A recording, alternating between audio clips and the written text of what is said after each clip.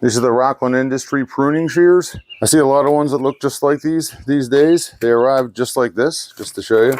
They have the spring-loaded clip on here that allows them to be locked into place. I got a couple of different kinds here to show you. This is the Fiskars, and I'm not sure what kind this are, but you can see they're all kind of the same, with the one exception that the Rocklin blades are a little bit longer than these other two here.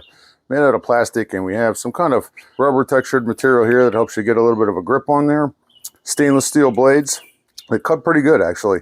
And we've got a Phillips head screw and a nut on here, which I kind of like, because if they get loose or you want to make them tighter, you can do that yourself. Something like this is going to be great for things like tomato plants, small bushes, small limbs. You're not going to go too big with these.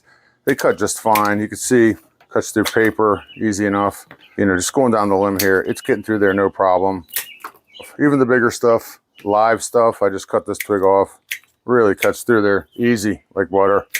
So as far as the shears go, they're comparable to any of the other ones I've tested. Easy to use, easy to store away because they're so small. So yeah, there it is.